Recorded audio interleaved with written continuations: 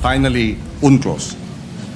Yes, Mr. President. Isa-isayin lang natin. Doon muna tayo sa Administrative Order number 29, which confirmed Presidential Decree 1596. Mr. President, under PD 1596, President Marcos Sr. drew boundaries around certain features of this Spratly Island and called the enclosed area as Kalayaan Island Group. At that time, there was no exclusive economic zone yet under the UNCLOS. However, is the Honorable Senator aware that in 2016, the South China Sea Arbitral Tribunal declared the boundaries of the Kalayaan Island Group as contrary to the UN Convention of the Law of the Sea? Well, Mr. President, I'm not familiar with the particular findings, but that is, to me, again, immaterial in the context of the award of the International Tribunal. That will not be immaterial, Mr. President, with all due respect. Kasi nga po talagang sinisino natin, dinidetermine natin. Kung gagamitin po natin yung Presidential Decree 1596, sabi po ng Arbitral Tribunal, contrary po yun sa UN Convention of the Law of the Sea. Basahin po ninyo yung Arbitral Award. Nandun po yun sa paragraphs 573 to paragraphs 576. Sabi po niya, China and the Philippines has no right to enclose the Spratly Islands with the system of archipelagic or strait baselines, as though there is a single group islands or an offshore archipelago. Yun po yung sinabi. Kaya nga po, I am pointing this out, hindi natin magagamit yung 1596, not even Administrative Order 29. Kung sasabihin naman po natin, Mr. President, yung 9522 na banggit nila, is the Honourable Senator aware that Republic Act 9522 merely defined the Philippine archipelagic baselines from which to measure the territorial sea, exclusive economic zone, and continental shelf. Yun lang po ang ginawa noong 9522. Wala po siyang kinalaman in the determination of the exact area of the West Philippine Sea. Na-define lang po yung mga baselines natin para doon natin kwentahin yung ating territorial sea, yung ating exclusive economic zone, at saka yung ating continental shelf. Alam natin, ang EEZ at saka continental shelf, 200 nautical miles from the baseline. Territorial sea is 12 nautical miles from the baseline. Ngayon po, Mr. President, kung halimbawa ay babanggitin natin ang Republic Act 12064, ito po yung 2024 law, ang may problema po ito Section 2 of Republic Act number 12064 defines the West Philippine Sea as follows. The maritime zones of the Philippines on the western side of the Philippine archipelago, including the Luzon Sea and the territorial seas of Bajo de Masinloc and the maritime features of the Kalayaan Island Group, shall collectively called the West Philippine Sea. Ano pong problema nito, Mr. President, Your Honor? Based on that definition, would the Honorable Senator agree that the westernmost limits has two elements? Yung 200 nautical mile limit of the Philippine Exclusive Economic Zone and Continental Shelf, and the 12 nautical limit of the enclave territorial sea of high tide elevations of Kalayaan Island Group, including those outside the Philippines Exclusive Economic Zone. Hindi rin po natin magagamit yung 200 nautical mile limit, Mr. President. Bakit po? Alam po ba ng ating honorable gentleman from Pampanga and Quezon City na pag ginamit po natin yung West Philippine Sea na 200 nautical mile limit ng ating exclusive economic zone, 17 features po ng Kalayaan Island Group ang mawawala sapagkat wala po siya. Hindi siya na-enclose ng 200 nautical miles. Alam din po ba ng ating Honorable Senator that four of those features would fall outside the definition of the West Philippine Sea as occupied by the Philippines. Ito pong apat na ito ay okupado na ng ating bansa. Ngunit wala po siya sa 200 nautical miles eh. Katulad po ng Pag-asa na tinatawag na Tito Island. It's 227 nautical miles to Palawan. Parola or Northeast K, 240.2 nautical miles to Palawan. I don't see the... Kota or Laita Island is 207 nautical miles to Palawan. And Lakiam K, 203.7 nautical miles to Palawan. Are you aware, Mr. President, that these features are separated by high seas? Ito pa po ang problema eh. Kaya po nagiging importante. Ito mga kareaksyon ng katarantaduhan ni Kiko Pangilinan, imbes na maparami yung ating nasasakupan at mga islang inoccupied yan sa West Philippine Sea o South China Sea, ay mawawalan pa tayo dahil dun sa nginangak-ngak niyang 200 nautical miles na economic zone. Exclusive economic zone ng Pilipinas. Kaya dito kay Senator Marcoleta, itong Kiko Maasin na to ay talagang supalpal. Talaga supalpal. Isa itong abogadong anong tawag doon? Yung mababang klaseng abogado to. Tapos sasabakan mo itong primera klaseng abogado na si Senator Marcoleta. Kiko, humanda ka dito. Babalatan ka nito. Titignan niya kung may laman ang kukote mo. Na kailangan po natin munang pag-aralan hanggang saan eksakto pong coordinates ba ng ating West Philippine Sea. Dito po sa binabanggit nating mga batas sa ngayon, kung titingnan natin, hindi po natin sila magagamit, Mr. President. Kaya napakahirap po ngayon nating sagupain yung mga pananaw na parang may nag-aangkin ng atin pero hindi pa natin ma-define kung ano talaga yung atin. Kaya po dito ako nagsisimula, Mr. President. Mr. Alright, reaction, TV Basic Public Reaction. Napakaganda po ng pag-uusapan natin ngayon mga kareaksyon. Ako po, Tuta Sen mga kareaksyon, matatanggal na. Malapit na pong mapalitan si Tuta Sen. Kasi pag may usok, may sunog. Ngayon pinag-uusapan na po ng kanyang mga kasamaan ay sipahin siya. Bakit? Siyempre naman. Mantakin mo yan. Nagpapaliwanag siya patungkol dito sa batas. Parang binabangga po niya ang mga urado dyan sa may Supreme Court na siya po mga kareaksyon mismo ay hindi naman nagtapos ng abogasya. Mantakin mo yan. Siya nga tinatawag na albularyong abogado. Kung meron pong albularyong mga nagpapagaling na mga doktor, hindi nag-aral ng ang medisina at nag-aalbularyo sila, si Tuta Sen ganyan po siya mga kareaksyon. Albularyo patungkol sa batas.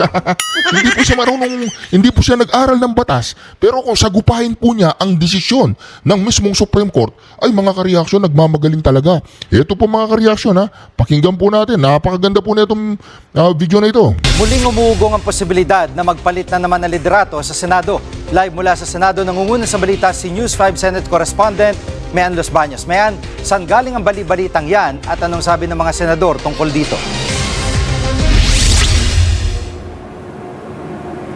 Jiggy, nitong weekend lang umugong ang bali-balita ng posibilidad ng pagpapalit ng liderato muli dito sa Senado. Kaya nakausap ko kanina si Senate President Tito Soto at tinanong ko siya tungkol dyan. At anya, wala naman daw kumakausap sa kanyang mga senador o kahit sino mang senador na nagsasabing gusto siyang patalsikin o pababain sa pwesto. Gayunman, aminado ang leader ng Senado na si Senate President Soto na posibleng may ilang mga senador na hindi gusto o may hindi masaya sa kanyang liderato. At ano ba ang pwedeng dahilan dyan, Jiggy? Posible daw na yung balasahan sa komite. Kung matatandaan mo, Jiggy, nag-report ako sa iyo last week tungkol doon sa naging desisyon ng mayorya. Nako mga kareaksyon. Dito mga kareaksyon, kapag napalitan po itong si Tuta Sen, alam po ninyo kung ano mangyayari dito sa Senado mga kareaksyon? Pag napalitan itong si Tuta Sen, mapapalitan si Pinky. Pag napalitan si Pinky, mapapalitan si Inayupak Erwin. Mga kareaksyon, siguradong puputok po ang flood control na yan kay Tambaluslos at kay Bangag. Nako, yun po ang kinatatakutan ng Malacanang. Kapag nakabalik po sina Marcoleta dyan sa pagiging majority, nako mga ka-reaction, 100% uuwi po si Saldico. Ako, at kung hindi man uuwi si Saldico, 100% po mga ka-reaction, magbibigay po yan ng kanyang dissenting opinion. Umanda ka, Tuta Sen. Bilang ng araw mo dyan sa Senado. Ay, hindi pala. Bilang ng araw mo sa pagiging Senate President. Napalitan ni Senator Amy Marcos bilang chairman ng Senate Committee on Foreign Relations. Bakit? Dahil major committee ang Senate Committee on Foreign Relations. Kaya dapat daw mapunta yan sa miyembro ng majority bloc. Pero si Senator Amy kasi ay pagkakaalam nga natin, matagal na siyang miyembro ng minority bloc. Pero sabi ni Senate President Soto, kumpiyansa naman siya at base sa kanya pakikipag-usap sa kanya mga colleagues dito sa Senado, solid ang suporta sa kanya ng majority bloc at hindi nga raw niya kailangan na magsagawa ng loyalty check dahil lagi rin naman niya nakakausap sa chat group yung kanya mga kasamahan dito sa Senado. Pero Jiggy, ano man daw ang mangyari, handa si Senate President Soto. Pakinggan natin ang bahagi ng kanyang pahayag. Kung tatanungin mo ako, ano bang iniisip ko na maaaring hindi natutuwa ang ilan sa mga kasama, ha? Baka dahil mahigpit ako. Hindi dahil mahigpit ka, boy. Huwag kang mangarap. Dahil walang laman ang kokote mo. Galing ka nga sa Wambol University, di ba? Oo, di ba? Aminin mo na't sa hindi ka nag-aral ng abugasya. Nag-aabuga-bugago ka lang. Isa kang albularyong abugago. Ha? Tapos kung alam na ngayon first year law student yan, anong alam mo sa first year law student pagdating sa pag-aaral sa batas? Huwag mo kaming patutsadahan dyan, Wambol. Huwag mo kaming patutsadahan na may kinalaman ka sa batas. Hindi ka abugago. Isa kang albularyong abugago. Naggagaling-galingan ka. First year law student? Bakit? Naging first year law student ka ba? Mahigpit ako sa insertion sa budget. Pero may nagparamdam SP na hindi masaya sa liderato ninyo? Hindi, wala naman. Wala naman nakakarating sa akin. Nako. Pag may usok, may sunog. Oy, Wambol. Jiggy, nito lamang weekend, may mga lumabas din na post sa social media, paramdam o tanong na posible nga raw ba na magkaroon na sa kauna-unahang pagkakataon ng unang babaeng Senate President o leader ng Senado. So natanong ko rin Senate President Tito Soto kaugnay niyan, sabi niya marami siyang nababasa sa social media at ang ilan daw dyan, fake news. Jiggy? At Mayan, ikaw dyan, insider ka na talaga dyan. Tingin ba may sapat na numero para mapalitan si SP Soto? Na-interview namin mismo, Jiggy, sa Senate Minority Leader Alan Cayetano at siya mismo nagsabi, walang numero para patalsikin Senate President Tito Soto. Ilan ba kailangan, Jiggy? 13. 13 at pataas o mas marami sa 13 ang kailangan para makapagpatalsik or makapagpalit ka ng liderato dito sa Senado. And so far, wala raw ganyang numero. Gayunman, kinumpirma ni Senator Alan Cayetano na tuloy-tuloy ang pag-uusap at discussions ng minority bloc na may malaking numero, Jiggy, siyam sila. At pinag-uusapan kung kaugnay sa direksyon na tinatahak ngayon ng Senado, kamusta ba ang liderato, masaya pa ba sila o hindi. Narito ang bahagi ng pahayag ni Senate Minority Leader Alan Peter Cayetano. It's rumors until it's there, di ba? There's always discussion. There are people with happy of our direction, may people na hindi happy sa direction. Ako personally, I think everyone's campaigning instead of governing. So it's really, do you get 13 people of like minds? But as of today, wala pa yung 13 na yan or yung 13 hindi present. Yung ibang mga senador, anong reaksyon? Alam naman sasabihin ni Cayetano, mga ka-reaction na mayroon na siyang 13. Tingnan po natin sa mga darating na araw. Kasi mayroon po akong naririnig-rinig na si Senator Rodante Marcoleta ay nagpiprepare na po bilang maging Blueribbon committee na naman. Dito sa usaping ito. Jiggy, si Senator Erwin Tulfo, yung sinasabing papalit kay Senator Amy Marcos bilang chairman ng Senate Committee on Foreign Relations, sinasabi niya wala siyang nakikitang dahilan bakit kailangan magpalit ng liderato ang Senado sa pagkakataong ito. Natanong din namin kanina si Senator Risa Hontiveros, Senator Jive Ejercito na parehas na member ng majority bloc. Tinanong namin, meron bang nangangampanya o kumausap sa kanila para magpalit ng liderato? Ang sagot nila, wala. Habang si Senate President Pro Tempore Ping Lacson, nakasanggang dikit na Senate President Tito Soto, sinalag yung mga balita ng kudeta at tinawag nga niya na chismis lang yan at inihalin tulad sa isang continuing crime nga raw, yung mga threats ng pagpapalit ng Senate President. Yan muna ang latest mula dito sa Senado. Balik sa iyo. Merong natatakot. Merong natatakot. Merong natatakot. Ay, Pinky. Bilang ng araw mo dyan sa Blueribbon Committee, Pinky. Pinky. Enjoy mo na, Pinky. Naku, mga kareaksyon. Abante, umeksena. Umeksena po si Abante, mga kareaksyon. Nag-walk out daw. Nag-walk out daw. Doon sa moro-moro o sinasabi nating scripting na impeachment ni Bongbong. Meron pang nag-walk out sa script, no? Pakinggan po natin, mga kareaksyon. Ang script ni Bangag. Mag-walk out si Abante. Oh. It is very clear that there is insufficiency in form. Naku po. Very clear po yan. And I'm so glad for the rest of those, my colleagues that supported me. Naku. And therefore, realizing that this is actually an exercise in futility and a waste of the people's money. Alam mo pang sabihin niya waste of people's money, pero kung si Sara Duterte, ang ini-impeach ngayon, oy, matandang lumalabas ang dila. Isa ka bang demonyong pastor? Talagang ang pinagtatanggol mo ay isang ayaw mag-air follicle test. Ang pinagtatanggol mo ay bangag araw-araw. Yan ay sabi ng kanyang kapatid. Pero kung si Sara Duterte, takot na takot ka kay Sara Duterte. Sabi nga ni Sara Duterte, kapag hinihatid ka niya doon sa impyerno, presidente siya doon. Oy, demonyo ka ba? Oy, Bante, isa ka bang pastor na demonyo? Nag-walkout ka, nasaktan ka. Oy, palabas lang yan. Scripted na scripting. Tumigil ka, Abante, sa drama ninyo, ha? Merong itinuloy yung impeachment. Meron naman nag-walkout. Kasama yan sa script, di ba? I therefore would like to walk out of this hearing. Ay, walkout. So if there are no The rest of those, my colleagues that supported my objection. And therefore, realizing that this is actually an exercise in futility Ay, and a nako. waste of the people's money, I therefore would like to walk out of this hearing right now.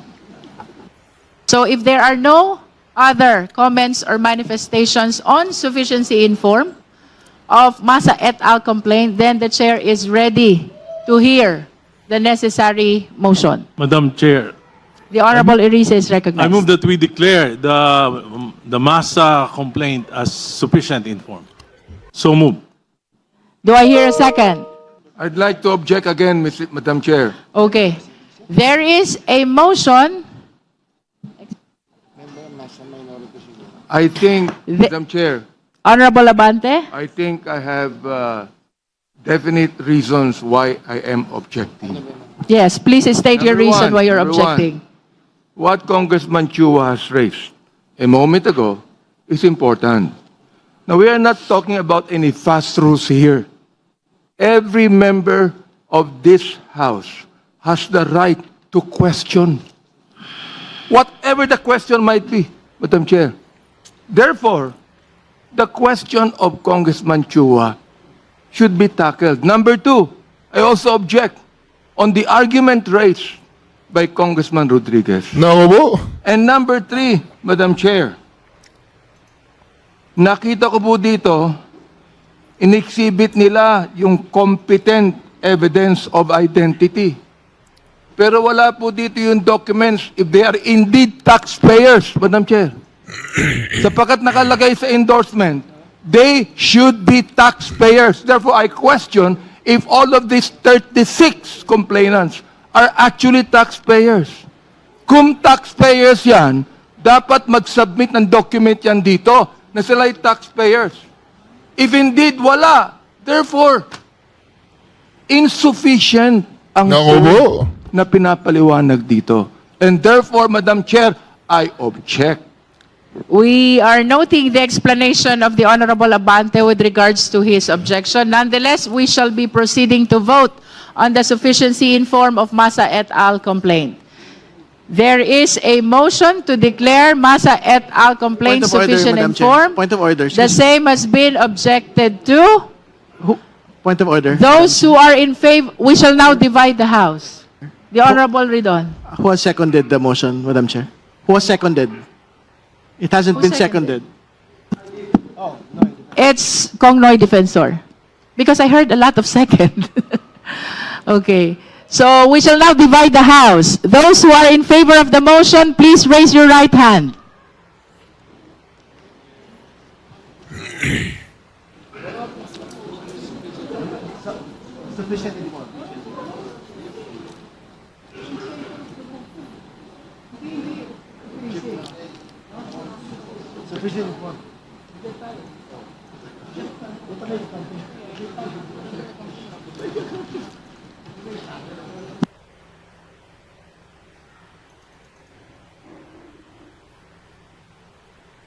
So, ibig sabihin mga ka-reaction, pinaano po na ang Justice Committee, itutuloy, kunyari, yung impeachment proceeding, at pagdating po doon sa plenary, zoop! Ano yan? Scripted po yan mga ka-reaction. Sana mali po tayo sana, ano? Nagbilangan na po. Those who are not in favor of the motion, please raise your right hand. Continue.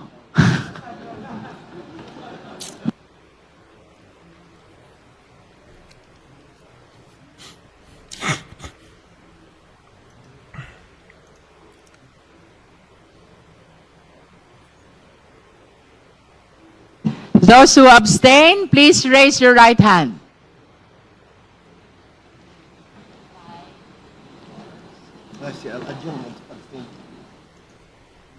Comsec, the vote, please.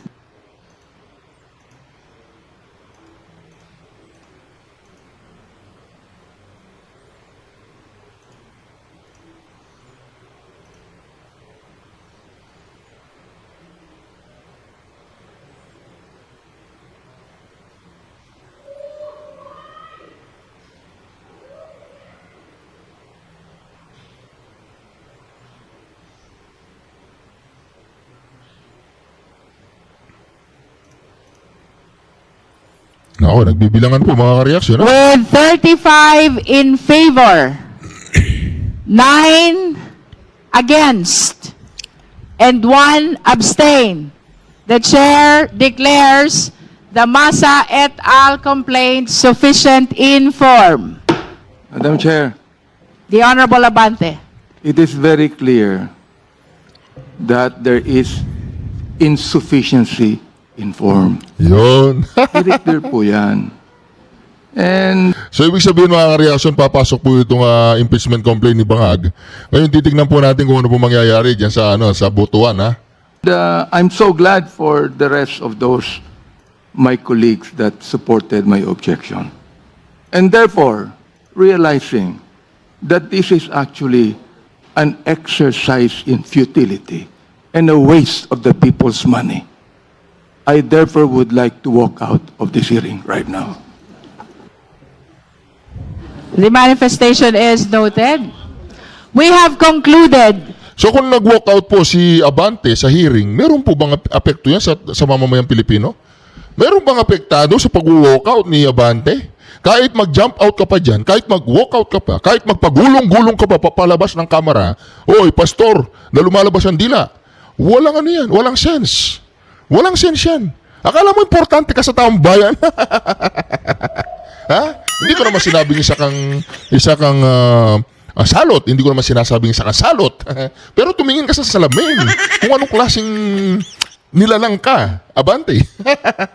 The determination in form of both the Jesus complaint and Masa et al. Complaint. If there are any Nag-walkout daw po si Abante mga ka-reaction. So what? Bago po tayo dadako kay Senator Marcoleta mga ka-reaction, tingnan po ninyo ang mukha ang mukha ni Bembang Marcos. Kumusta po kayo? Sana ay nasa... Ayan po mga ka-reaction ng mukha nyo. Halatang halata po mga ka-reaction na punong-puno po siya ng makeup po. Tsaka parang nangingitim na dito sa bandang pisngi yung mga ka-reaction. No? Ano kaya talagang karamdaman ng tao na to? Ayan mga ka-reaction, nakikita po ninyo. Punong-puno po siya ng makeup. Parang nangingitim na po talaga itong kanyang pisngi. At sa tingin po ba ninyo mga ka-reaction, ito pong picture na ito, sabi niya okay lang siya pero marami po ang nagda-doubt na okay po siya. Ito mga ka-reaction meron po akong ipapakita sa inyo mga ka-reaction. Titingnan ko lang kung kayo po ay agree o hindi agree Ito dito po mga ka-reaction para malaman po natin kung meron ba o walang resemblance. Sandali lang po mga ka-reaction. Yan. Meron ba o walang resemblance ang picture na ito? Ako, ayoko sanang maniwala na ang picture na ito si Bembang Marcos Pero parang hanggang ngayon wala pang paliwanag ang Malacanang patungkol sa video na lumabas Ayan Ano po ba sa tingin niyo mga ka-reaction? AI po ba yan o talagang nag-enjoy si Bembang Marcos dyan? Ano po sa tingin niyo mga ka-reaction? Ayan po. Tingnan po ninyo, di ba? Yan. Sinasabi po nila AI, may nagsasabi namang hindi AI, comment po niyo sa comment section, di ba? Kung talaga bang siya ba yan o hindi siya. Di ba? Ako po kasi mga ka-reaction nagko-komento lang. Nagko-komento lang mga ka-reaction sa mga nakukuha natin sa internet. Itatabi ko lang sa likod ko yan para patuloy niyong ma-analyze. Para patuloy niyo pong ma-analyze itong video na ito, picture na ito na nasa likuran ko ito. Nasa likuran ko mga ka-reaction Patuloy po ninyong i-analyze kung ano po talaga ang katotohanan sa likod ng video na yan o hindi katotohanan, di ba? Ito na po si Senator Marcoleta mga ka-reaction. Hindi yan. Ito. Or President. Hindi. Mali yan. Ba't lumalabas yan si... Sandali lang.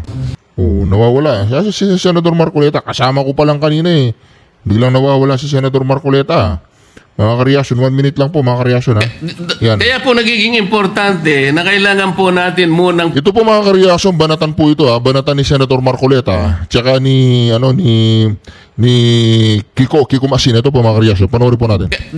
Kaya po nagiging importante na kailangan po natin munang pag-aralan hanggang saan eksakto pong coordinates ba ng ating West Philippine Sea. Yun! Dito po sa binabanggit nating mga batas sa ngayon, kung titingnan natin, hindi po natin sila magagamit, Mr. President. Nako! Kaya napakahirap po ngayon nating sagupain yung mga pananaw na parang may nag-aangkin ng atin pero hindi pa natin ma-define kung ano talaga yung atin. Kaya po dito ako nagsisimula, Mr. President. Mr. President, if I may be allowed, again, I don't see the point. Are we trying to say here that the arbitral ruling was erroneous, and therefore we should stop claiming what was awarded us? I don't see the logic, Mr. President. We were awarded by the arbitral tribunal. Okay, awarded. Inaward sa atin Sabi niya, we were awarded. O kung inaward pala sa atin, bakit hindi natin makuha-kuha? Anong problema? Bakit hindi natin makuha-kuha? Kasi, anong problema? Mahina pa ang ating sandataan. O kung hindi natin makuha, anong gagawin natin? Gigirahin natin? Ito mga ka-reaction. It is ours. O sige, sa atin. Now, is the gentleman saying the tribunal was mistaken, and therefore, what we... Ito mga ka-reaction Ito, ulitin natin. Bakbakan po ito wala pong kukurap. Ang mga tenga ninyo Kaya po nagiging importante na kailangan po natin munang pag-aralan hanggang saan eksakto pong coordinates ba ng ating West Philippine Sea. Dito po sa binabanggit nating mga batas sa ngayon, kung titingnan natin, hindi po natin sila magagamit, Mr. President. Kaya napakahirap po ngayon nating sagupain yung mga pananaw na parang may nag-aangkin Nako. ng atin pero hindi pa natin ma-define kung ano talaga yung atin. Kaya po dito ako nagsisimula, Mr. President. Mr. President, if I may be allowed, again, I don't see the point. Are we trying to say here that the arbitral ruling was erroneous? Nako po. And therefore, we should stop claiming what was awarded us? Nako. I don't see the logic, Mr. President. We were awarded by the arbitral tribunal. It is ours. Now, is the gentleman saying the tribunal was mistaken and No. therefore what was awarded to us should not have been awarded to us because of these problematic, well, at least from the point of view of the good senator, problematic definition of what the West Philippine Sea is. I beg to disagree, Mr. President. Mr. President, in the sponsorship speech of the Honorable Senator from Pampanga and Quezon City, he said that the resolution will signal our resolve to prevent China from claiming 500,000 square kilometers of our exclusive economic zone. I'd like to ask the gentleman, Mr. President, where did he get his data of 500,000 square kilometers? Sige. Yes, Mr. President, the Banat. data was taken from the computations based on the Philippines 200 nautical miles exclusive economic zone. Nako Mr. po. President. And juxtaposed with the claim of the of China in the 10-dash line, wherein about 90% of the West Philippine Sea, South China Sea, is being claimed by them.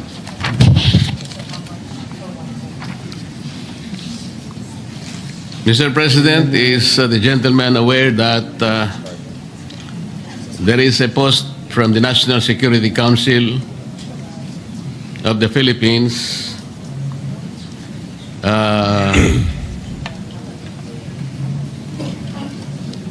saying that our West Philippine Sea is approximately 381,000 square kilometers?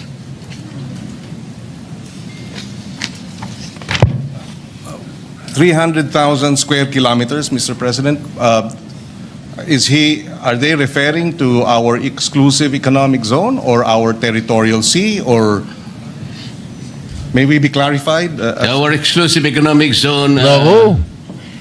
with respect to the West Philippine Sea, Mr. President. Mr. President, I'd like to clarify. I'd like to be clarified rather, because the data that was provided us by the advisors to the Nako. Philippine delegation to the to the Hague, the International Arbitral Tribunal, provided the amount of approximately about 500,000 square kilometers. So we will have to clarify that, we would like to be clarified, Mr. President, as to the data. But having said that, assuming it's 345,000 square kilometers, that is still double, pretty much, or almost more than, or close to double, our land mass. In other words, it is a huge amount of exclusive economic zone being claimed by China. Nako. That we have sovereign rights over our territorial sea, as well as Alam niyo po mga ka-reaction, kung si Pangilinan na nag-i-explain, pabobuan lang to. Pabobuan lang. Wala kang maintindihan sa taong to. we have exclusive rights over our exclusive economic zone, which includes, as the gentleman has mentioned, at least from his data, 360,000 plus square kilometers. Mas malaki pa sa ating lupain. Kaya hindi maaaring nating hayaan na lamang na aangkinin at ng ibang bansa, lalo na ang China. Mr. President, I'm making this clarification because I would like to believe that the resolution is particularly related to our claim in the South China Sea, part of which is now being called the West Philippine Sea. According to the National Security Council, our exclusive economic zone in relation to that is only 381,000 square kilometers. And that is the principal interest in relation to the sponsorship speech in connection with the resolution under consideration, Mr. President. I would like to correct that because the 500,000 does not exist, Mr. President. No? Because, as I will discuss later, in Magallanes versus Ermita, this is a jurisprudence that was penned in relation to the conflicting maritime area in Republic Act 3046 and Republic Act 9522. Our Supreme Court had the opportunity, Mr. President, of adjudicating that our total exclusive economic zone, not only in the West Philippine Sea but in the other rest of the world, is only 382,669. This is already in the jurisprudence, Mr. President.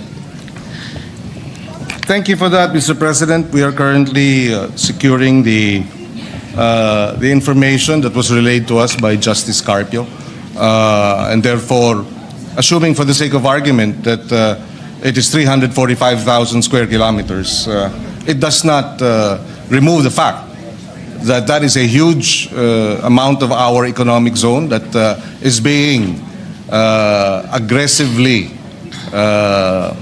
taken over by China. The only reason, Mr. President, that I'm trying to specify the exact area of our exclusive economic zone, because the next question is, would the Honorable Senator agree that in law a claim to land or waters must be defined by metes and bounds? Mr. President, we, with the indulgence of the good senator, we already have an arbitrary ruling in our favor. So the metes and bounds is no longer debatable. The arbitral ruling has awarded the Philippines and recognized our claim vis-a-vis China.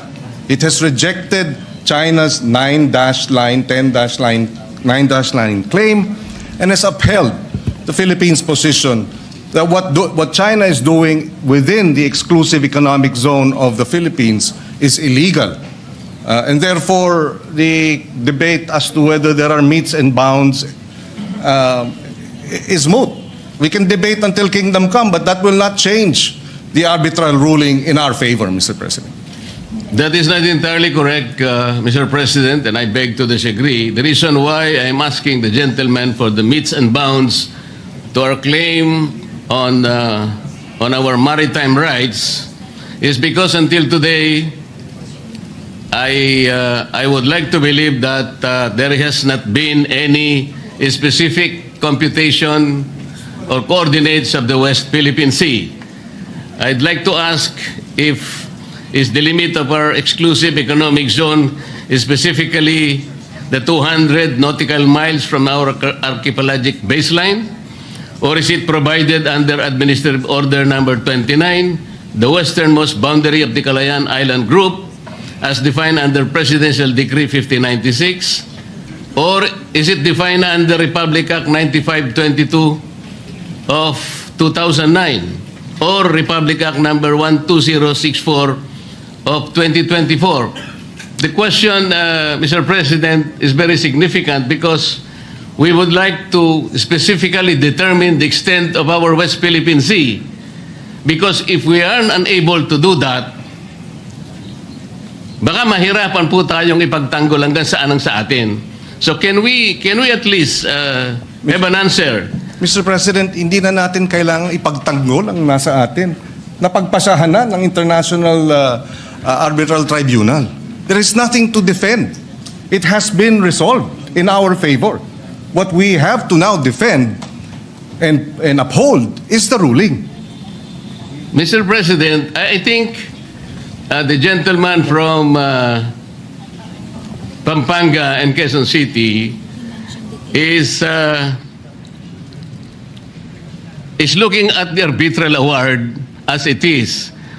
I'm not saying that, of course, we won the EEZ, but it is still incumbent for our country, Mr. President, to define our West Philippine Sea. Because until now, as we will discuss later with the indulgence of the gentleman, we need to look at the coordinates, Mr. President. I'm only asking whether the basis of the West Philippine Sea is the 200 nautical miles from the archipelagic baselines. Because as the defense establishment say it, Mr. President, it is the approximation of our exclusive economic zone. Our exclusive economic zone is 200 nautical miles from our archipelagic baseline. So, can we assume that are we proceeding from there? Or are we defining the extent of our WPS from Executive or Administrative Order number 29, Presidential Decree 1596, Republic Act 9522, o Republic Act 12064? Kasi kailangan po natin ma-define muna, Mr. President. Totoo po na ang arbitral award in-invalidate po yung 9-dash line. Tama po yun. Pero hanggang doon lang, hindi naman sinabi ng arbitral award kung hanggang saan ang hangganan ng ating West Philippine Sea. That's why I am asking the gentleman kung alam po niya kung saan tayo magsisimula para sa ganon, i-determine natin, i-ascertain natin ang extent ng ating West Philippine Sea. Yes, if I may reiterate, Mr. President, we see the point being raised by Senator Marcoleta. He mentioned Administrative Order number 29, which defines the West Philippine Sea. It was issued in 2012. On the other hand, in addition, we have the Philippine Maritime Zones Act, or Republic Act number 12064, enacted in 2024. These are government records that recognize the West Philippine Sea in official documents, and under the UNCLOS, which grants the Philippines the EEZ extending to up to 200 nautical miles from its coastline. This is the law. There is an administrative order, and of course there is UNCLOS. It is the position of this representation, Mr. President, that all three, UNCLOS, Administrative Order number 29, issued in 2012, and Republic Act 12064, enacted in 2024, are sufficient to be able to establish our exclusive economic zone as well as our territorial sea, Mr. President. So, Mr. President, if the answer is that Administrative Order number 29, which is the westernmost boundary of the Calayan Island Group, as defined under Presidential Decree 1596, is the very source of our determination of the West Philippine Sea, Together with, Mr. President, the Philippine Maritime Zones Act, taken in conjunction with. So it's the AO 29 as well as RA 12064. President, if I may be allowed, again, I don't see the point. Are we trying to say here that the arbitral ruling was erroneous, and therefore we should stop claiming? Nililigaw mo eh. Nililigaw mo, Brad. Hindi natin sinasabi na yung arbitral ruling ay hindi natin gagamitin. Gagamitin natin yan. Kaya lang, yung inangak-ngak mong 200 nautical miles exclusive economic zone, kung yun ang inangak mo, mawawala yung ibang isla para sa atin kasi labas sila sa 200 nautical miles. Naintindihan mo ba yun o gago ka lang talaga? What was awarded us? I don't see the logic, Mr. President. We were awarded by the arbitral tribunal. Ayusin mo kasi, wag na kayong magnakang ng 200 ECC. Di ba? EEC, exclusive economic zone ninyo. May mawawala pa sa mga isla natin yan. Kiko. It is ours. Sa atin. Now, is the gentleman saying the tribunal was mistaken and therefore what was awarded Wala naman sinabing ganyan si Marcoleta, bugok. to us should not have been awarded to us because of these problematic, well, at least from the point of view of the good senator, problematic definition of what the West Philippine Sea is. I beg to disagree, Mr. President. Besides, the arbitral ruling did not touch on the issues being raised today by the good senator. And even if it did, assuming it did, hypothetically, we were still awarded. And we were, our claim and our rights were recognized and China's rights were rejected.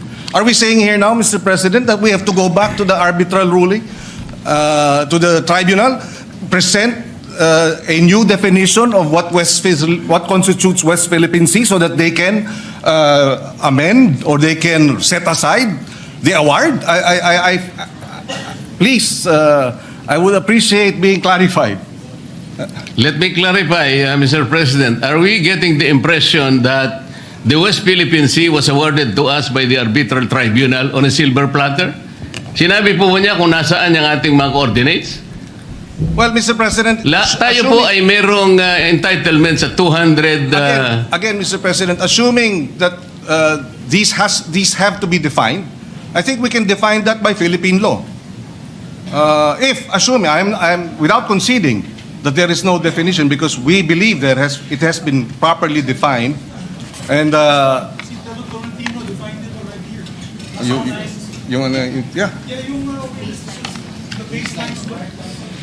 maritime base. Oh, we were not in the Senate then, but Both of you were not the Senate. We already discussed it. We had the big billboard.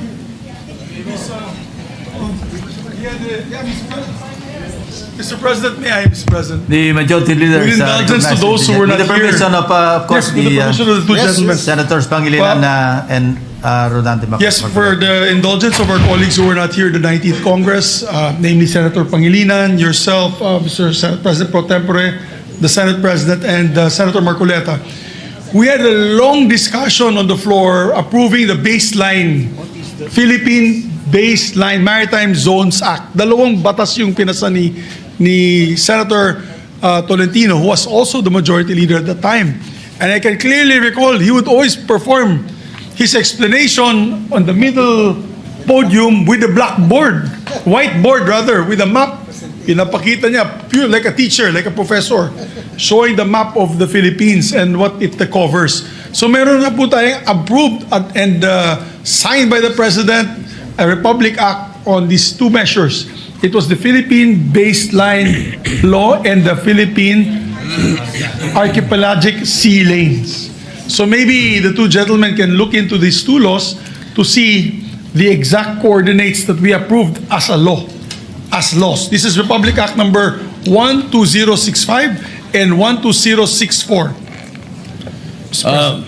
With the permission of the three gentlemen, the Senate President is recognized. With the permission of gentlemen, because this will be an interjection, just not really to join the conundrum, but Mr. President, I ask a question.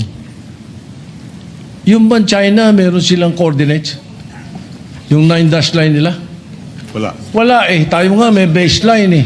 May baseline, 10-dash line na. Oh, may coordinates ba? Wala eh. Tayo nga may baseline survey law eh. Sila wala eh. Kung ano maangkinin kanila eh. So, I want to find out where are the coordinates of China? in the West Philippine Sea. Mr. President, may I request that pakiano nyo ngayong number 3. Mr. President, while we're doing some administrative matters, just for the record, because earlier our data or our assertion that about 500,000 square kilometers of our exclusive economic zone and territorial sea and sovereign waters is being claimed. This was a lecture by retired Supreme Court Justice Carpio in his paper, West Philippine Sea Lecture, in the Philippine Social Science Council, hosted it February 2016, and I quote his, for the Philippines, what is at stake in the South China Sea are, number one, about 80% of its EEZ rather, comprising 381,000 square kilometers of maritime space, including the entire Reed Bank and part of the Malampaya gas field, and number two, 100% of its exclusive continental shelf, estimated at over 150,000 square kilometers of maritime space. Either the Philippines keeps this, and I quote, maritime entitlements, or we lose them to China, according to the retired justice. And he added, effectively, China's... Ayusin nyo ha, ang dami nyo na, hindi nyo pa mapatumba si Marcoleta ha, ayusin nyo. Pinagtutulungan po si Marcoleta mga ka-reaction, hindi pa rin kinakaya. 9-dash line claim encroaches on over 531,000 square kilometers of Philippine EEZ and continental shelf, including all the fishery, oil, gas, and mineral resources found within this vast area, which is larger than the total land area of the Philippines. This Chinese aggression, according to Chief former Justice Carpio, is the gravest external threat to the Philippines since World War II. Mr. President, ang binanggit niya kanina ay pinagsama-sama po niya yung exclusive economic zone at saka yung continental shelf. Talaga po nga abot kayo ng 500,000 square kilometers. Ang pinag-uusapan po natin, exclusive economic zone lang. Kaya po tayo nakukumpyos. Kanina po tinatanong kung merong coordinates ang China. Ayan po yung mapa ng China. Makikita po ninyo yung 6.1. Kapag yan po ay tiningnan ninyo at pinag-aralan po ninyo yan, yan po ay nakatala doon sa International Hieroglyphics Organization or S23. Lahat po ng coordinates nandyan. Kaya nga po pinoproblema natin, hanggang ngayon, wala pa po tayong ganyan. Sana man lang yung West Philippine Sea, kapag ka lahat po ng kailangan ng United Nations, kasi bago po tayo makapagpatala ng ating sariling pangalan ng dagat, katulad ng West Philippine Sea, hindi lamang po declaration ang kailangan natin eh. Nagdi-declare tayo ng 200 nautical miles. Hindi naman po tayo nagdi-deposit ng mapa na may coordinates doon sa United Nations. Wala pong mangyayari. Yun po yung proseso eh. Tingnan po ninyo yan. 6.1, yan po yung South China Sea. Hindi po ninyo makikita ang West Philippine Sea. Kaya po tayo nagtatalo dahil yung ating West Philippine Sea, kailanman hindi mag-a-appear dyan hanggat hindi po nagagawa ni Commodore Tariela yung dapat niyang gawin. Imbes na gawa na siya ng gawa ng caricature, dapat mag-submit na siya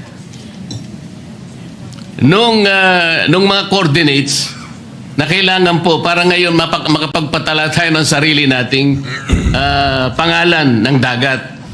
Ito nga po kaya ko kahit napakahirap, ay gusto nating pag-aralang mabuti kasi dito po nagkakaroon ng hindi pagkakaunawaan. Nakala natin may nangunguha ng saangganang atin, samantalang yung saganang atin, hindi pa naman natin alam kung hanggang saan ba siya. Ang maganda sana, yung talagang exact coordinates, makukuha natin.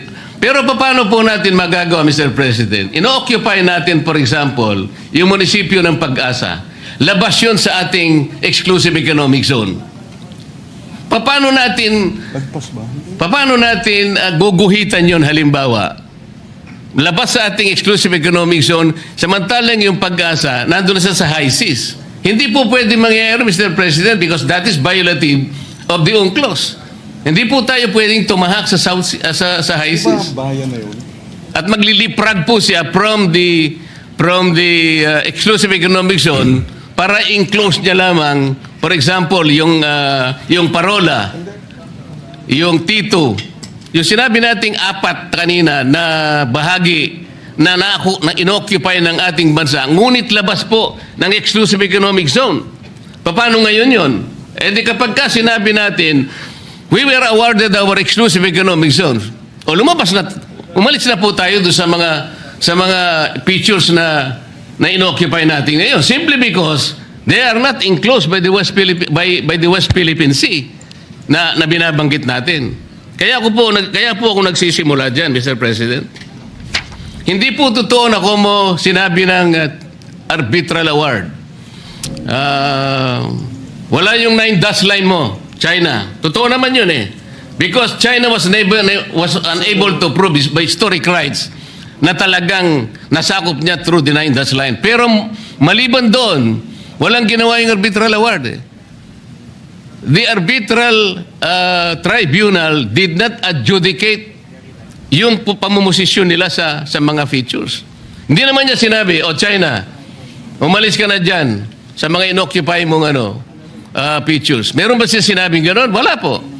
And China continues to occupy those features. Meron din tayo. Meron din ang Vietnam. Kaya po disputed ngayon eh. Kahit na po in-award ang West Philippine Sea o yung ating exclusive economic zone, it's still a disputable waters. Dahil nga, wala pa tayong coordinates na isasubmit na nire-require po sa atin. This is the whole point, Mr. President. Yes. If we may be allowed. Mr. President, gaya ng nabanggit kanina ng ating mga kasamahan, noong 2024 na ipasa yung RA 12064 nga, at doon mismo dinebate Section 14, other maritime jurisdictions, the Philippines shall exercise all other maritime rights and jurisdictions in accordance with the UNCLOS, the South China Sea Arbitration, case number 2013-19, international law and other pertinent and regulations of the Philippines. Mr. President, we beg to disagree that the coordinates are not clear, that we have not been able to determine it. We have by law, we have by administrative order, and we have by the arbitral ruling. All these should suffice, Mr. President, for us to assert that China is illegally occupying parts of our exclusive economic zone and is claiming likewise 150,000 square kilometers of our continental shelf and 381,000 square kilometers of our EEZ. I mean, that should suffice for this, at least for this resolution to be passed. For the resolution that we are now tackling be adopted, Mr. President. Mr. President, In addition, if I may, the Kalayaan Group of Islands Kalayaan is a municipality of Palawan. Pag-asa is a barangay. Yes. And therefore, the exclusive economic zone as defined in UNCLOS provides that it is a sea area extending up to 200 nautical miles from a coastal state's baseline. So the baseline would be the Kalayaan group, and 200 nautical miles from the Kalayaan group. So I do not see how the Kalayaan Islands is outside of our exclusive economic zone. I beg to disagree, Mr. President. Just for the record, the Pag-asa Island is a barangay of the Kalayaan Island Group under the province of Palawan. Yes. And it is 445 kilometers away from Puerto Princesa.